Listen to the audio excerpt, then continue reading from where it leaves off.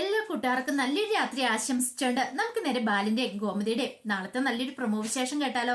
അതിനു മുമ്പ് ആദ്യമായി കാണുന്നവരാണെങ്കിൽ ചാനൽ ഇഷ്ടപ്പെട്ട ഒന്ന് സബ്സ്ക്രൈബ് ചെയ്യാൻ മറക്കരുതേ. വീഡിയോ ഇഷ്ടപ്പെടുവാണെങ്കിൽ ഒരു ലൈക്ക് തരാനും മറക്കരുത് കേട്ടോ. അപ്പൊ നമുക്ക് നേരെ നമ്മുടെ വിശേഷത്തിലേക്ക് അങ്ങോട്ട് പോയാലോ. അങ്ങനെ ഇന്നത്തെ വിശേഷം നമ്മൾ കണ്ടു.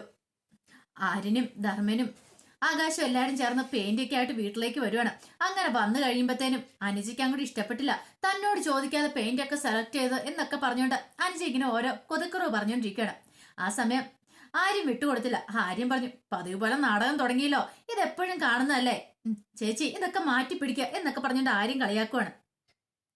ഗോമതി പറഞ്ഞു, അതെ ബാലേട്ടൻ വന്നില്ലല്ലോ, ബാലേട്ടൻ പറഞ്ഞിട്ടാണോ ഇതൊക്കെ സെലക്ട് ചെയ്തെന്ന് ചോദിക്കുക. അയ്യോ, അളിയൻ പറഞ്ഞിട്ട് തന്നെയാണ്, ഇനിയിപ്പൊ ആ പേര് ചേച്ചിക്ക് ഒരു ടെൻഷൻ വേണ്ടാന്ന് പറയണം. അങ്ങനെ സംസാരിച്ചുകൊണ്ടിരിക്കുന്ന സമയത്ത് അങ്ങോട്ട് ബാലൻ വരുവാണ്. ബാലൻ വന്നിട്ട് ചോദിച്ചു, അല്ല കളറൊക്കെ നോക്കിയോന്ന് ചോദിക്കാം.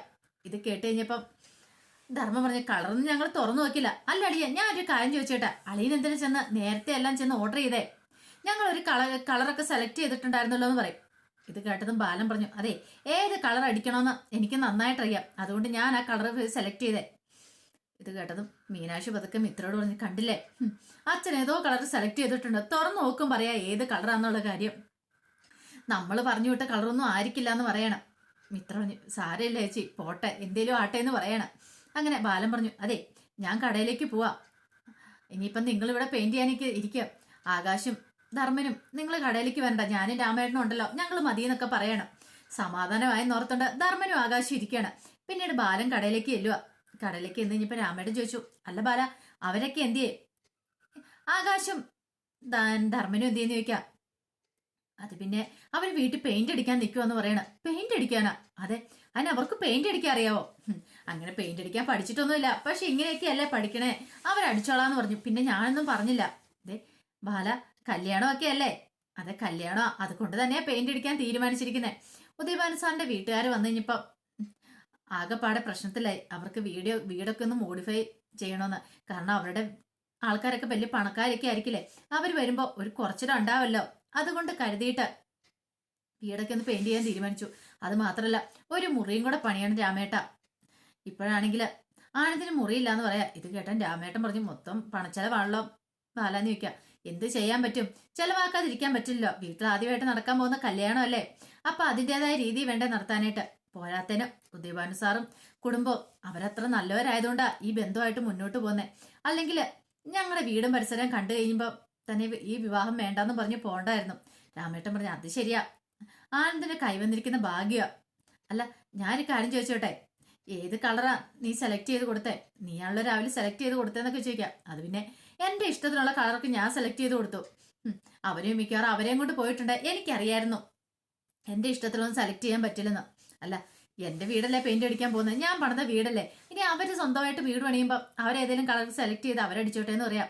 രാമേട്ടൻ പറഞ്ഞ, എന്നാലും അത് വേണ്ടായിരുന്നു, കുട്ടികൾക്ക് അവരുടേതായ ഇഷ്ടം കാണത്തില്ലേ, മുറിക്കൊക്കെ ഏത് പെയിന്റ് കൊടുക്കണമെന്നും അങ്ങനെയൊക്കെ. ഓ അതിന്റെ ഒന്നും കാര്യമില്ല എന്റെ രാമേട്ട, ഇതിപ്പം ഏതെങ്കിലും ഒരു കളറും കൂടെ അടിച്ചാൽ പോരെ, വീടൊന്നും മോഡിഫൈ പിടിപ്പിച്ചാൽ ചെയ്താൽ മതി, ഇപ്പൊ അതിന് മാത്രം പണമൊന്നും മുടക്കാനില്ലോ എന്ന് പറയാം. രാമേട്ടൻ പറയും, ചെയ്യുമ്പോ എന്തായാലും വൃത്തിയായിട്ട് ചെയ്യണ്ടേ, അല്ലെങ്കിൽ പിന്നെ അത് മോശക്കേടല്ലെന്നൊക്കെ ചോദിക്കുക. പക്ഷെങ്കില് ബാലൻ അങ്ങോട്ട് വിട്ടുകൊടുക്കാനായിട്ട് അങ്ങോട്ട് ഉദ്ദേശിച്ചിട്ടുണ്ടായിരുന്നില്ല. ഈ സമയത്ത് പെയിന്റ് ചെയ്യാനുള്ള പെയിന്റ് പാത്രമൊക്കെ ധർമ്മം തുറക്കുവാണ്. അതൊക്കെ ആ കളറൊക്കെ കണ്ടു കഴിഞ്ഞപ്പോഴത്തേനും മീനാക്ഷി മിത്രയോട് പറഞ്ഞു, ദൈവമേ ഈ കളറൊക്കെയാണോ അച്ഛൻ സെലക്ട് ചെയ്ത് കൊണ്ടുവന്നിരിക്കുന്നത്, ഇതൊന്നും ആയിരുന്നില്ല പറഞ്ഞെന്ന് പറയണം. ധർമ്മം പറഞ്ഞു, ആ നല്ല കഥയായി പോയി, ആരും കൊണ്ടാതെ അളിയൻ തന്നെ പോയി സെലക്ട് ചെയ്താ ഈ കളറെങ്കിലും കൊണ്ടുവന്നല്ലോ, ഭാഗ്യം. അളിയന്റെ സ്വഭാവം വെച്ചിതൊന്നും ആയിരിക്കില്ല സെലക്ട് ചെയ്യേണ്ട കളറ്, എന്ത് പറയാനാ, ഇനിയിപ്പം നമുക്കിത് പെയിന്റ് ചെയ്യുന്ന പണി മാത്രമേ ഉള്ളൂ, അല്ലെങ്കിൽ പിന്നെ അളിയൻ വന്നിട്ട് അത് മതി എന്നും പറഞ്ഞിട്ട് ആകാശിനെ ആരിനെ ഒക്കെ വിളിക്കണം, വാ വന്ന് തുടങ്ങാന്ന് പറയണം. അങ്ങനെ അവര് പെയിന്റും ബ്രഷും ഒക്കെ എടുത്തോണ്ടെല്ലാം തുടങ്ങുവാണ്. ഈ സമയം മീനാക്ഷി ചോദിച്ചു, അല്ല ആകാശേട്ടനെ പെയിന്റ് ചെയ്യാൻ അറിയാമെന്ന് ചോദിക്കാം. ഇത് കേട്ടതും ധർമ്മം പറഞ്ഞു, പിന്നെ അവന് നേരത്തെ പെയിന്റിംഗ് അല്ലായിരുന്നോ പണിയെന്ന് ചോദിക്കാം. ആകാശ് പറഞ്ഞു, അങ്ങനെ അതെ ധർമ്മ മാമൻ എന്നെ കളിയാക്കൊന്നും വേണ്ട, എനിക്കറിയാം അത്യാവശ്യം പെയിന്റ് ചെയ്യാനൊക്കെ, ഇതൊക്കെ ആരും പഠിച്ചിട്ടാണ് അങ്ങനെ ചെയ്യുന്നത്, അത്യാവശ്യമൊക്കെ നമുക്കും വൈറ്റ് വാഷ് അടിക്കാനൊക്കെ അറിയാന്ന് പറയണം. എന്നിട്ട് അവര് പെയിന്റ് ഒക്കെ കലക്കുവാണ്. ധർമ്മനാണ് എല്ലാത്തിനും മുൻപന്തി നിൽക്കുന്നത്, പെയിന്റ് ഒക്കെ കലക്കുക. ഈ സമയം അനുജയുടെ ഭർത്താവ് ശ്രീകാന്തോടെ മാറി നിൽക്കുക. പെട്ടെന്ന് ആര് ചോദിച്ചു, അല്ല അളിയൻ എന്താ മാറി നിൽക്കണം നിൽക്കും. അയ്യോ നമുക്ക് പറഞ്ഞിട്ടുള്ള പണിയൊന്നും അല്ലിത്, ഞാനില്ലേന്ന് പറയാണ്. ഇത് കേട്ടത് ആകാശം പറഞ്ഞു, അത് ശരിയാ, വരാതിരിക്കുന്ന ഭേദം, അവിടെ മാറി നിന്നു, അതാ നല്ലതെന്ന് പറയാണ്. അങ്ങനെ അവർ പെയിന്റ് ഒക്കെ കൂട്ടുവാണ്. ഈ സമയം ബാലൻ അങ്ങോട്ട് വരുന്നുണ്ട്. എങ്ങനെയായി എന്തായെന്നൊക്കെ അറിയാൻ വേണ്ടി വരുന്നേ. ബാലനും ഗോമതിയും നോക്കി കഴിഞ്ഞപ്പോഴത്തേനും പെയിന്റ് ഒക്കെ കലക്കി അവരങ്ങോട്ട് അടിക്കാൻ തുടങ്ങുകയാണ്. അപ്പോഴേക്കും മീനാക്ഷിയും ഇത്രയും വന്നിട്ട് പറഞ്ഞു, അതെ ഞങ്ങളെയും കൂടെ കൂട്ട്, ഞങ്ങളോട് ഹെൽപ്പ് ചെയ്യാന്ന് പറയണം. ഓഹോ, അതെ കുളവാക്കാനായിട്ടല്ല, ഇതേ അടുത്ത ദിവസം കല്യാണം നടക്കേണ്ട വീടാന്ന് ആര്യം പറയണം. ഓ, അത്രയ്ക്ക് കളിയാക്കൊന്നും വേണ്ട, ഇപ്പൊ ഞാൻ കാണിച്ചു തരാം, എനിക്കും അത്യാവശ്യം അടിക്കാനൊക്കെ അറിയാന്ന് പറയണം എന്നും പറഞ്ഞോണ്ട് മിത്ര എന്ത് ചെയ്യുവാണ്, ഒരു ബ്രഷ് എടുത്തോണ്ടും കൂടെ വരുവാണ്. ഞാനും അടിക്കാന്ന് പറഞ്ഞോണ്ട് ആര്യം പറഞ്ഞു, ശരി ശരി ആയിക്കോട്ടെ എന്ന് അടിച്ചോളാൻ പറയണം. അങ്ങനെ മിത്രയുടെ ജസ്റ്റ് ഒന്ന് ചെറുതായിട്ടൊന്ന് അടിക്കണം. ഇത് കണ്ടു കഴിഞ്ഞപ്പോൾ തന്നെ ആരും ചിരിച്ചു. ഇങ്ങനെയാണോ അടിക്കണമെന്ന് ചോദിക്കാം. എന്താ ഞാൻ അടിച്ച് ഇഷ്ടപ്പെട്ടില്ലെന്ന് ചോദിക്കണം.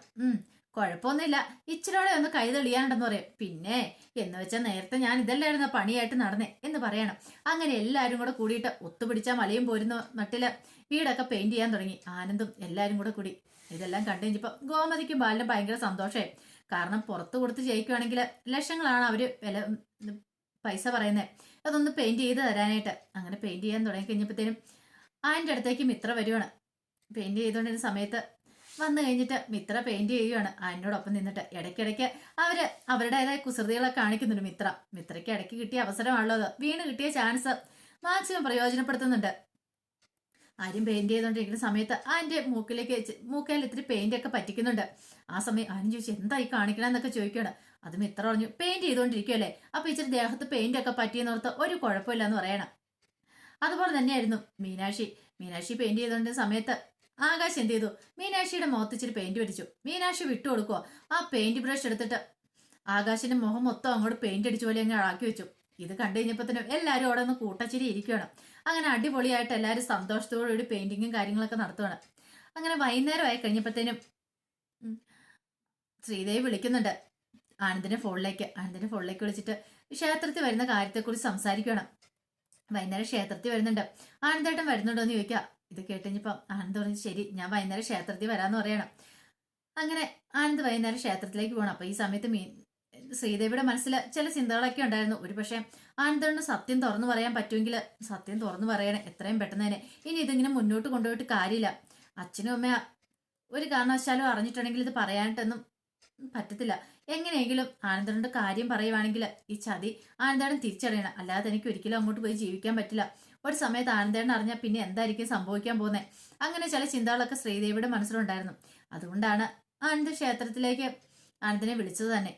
പിന്നീട് ശ്രീദേവി ക്ഷേത്രത്തിലേക്ക് ചെല്ലുന്നുണ്ട്. ചെന്ന് കഴിഞ്ഞപ്പോഴത്തേനും ആനന്ദ് വന്നിട്ടുണ്ടായിരുന്നു. അവരങ്ങനെ തൊഴുത് പ്രാർത്ഥിച്ചിട്ട് അവിടെ വന്ന് നിൽക്കുകയാണ്. നിന്ന് കഴിഞ്ഞപ്പോൾ തന്നെ ആനന്ദ് പറഞ്ഞു, എനിക്ക് ഇപ്പോഴും വിശ്വസിക്കാൻ പറ്റിയിട്ടില്ല ഈ കല്യാണം നടക്കുന്ന. വീട് കാണാൻ വന്നപ്പോൾ ഞാൻ വിചാരിച്ച എന്താണെന്നറിയോ, ഈ കല്യാണം മുടങ്ങി പോകുന്ന. ഒരു പക്ഷെ ശ്രീദേവിയുടെ വീട്ടുകാർക്ക് ഈ വിവാഹബന്ധം താല്പര്യം ഇല്ലാത്ത പോലെ എനിക്ക് തോന്നിയിട്ടുണ്ട്. അച്ഛനും അമ്മയൊക്കെ വന്നു കഴിയുമ്പോൾ അവർക്ക് ഞങ്ങളുടെ വീട് ഇഷ്ടപ്പെടുമെന്നൊരു ടെൻഷൻ ഉണ്ടായിരുന്നു. പിന്നെ അവർ കുഴപ്പമൊന്നും പറഞ്ഞില്ല, പിന്നെ മുറിയില്ല എന്നൊക്കെ പറഞ്ഞു. ആ കാര്യത്തെക്കുറിച്ചൊക്കെ ശ്രീദേവിയോട് പറഞ്ഞു എന്ന് ചോദിക്കാം. ഇത് കേട്ടതും ശ്രീദേവി പറഞ്ഞു, ഇല്ല അതിനെക്കുറിച്ചൊന്നും പറഞ്ഞില്ല.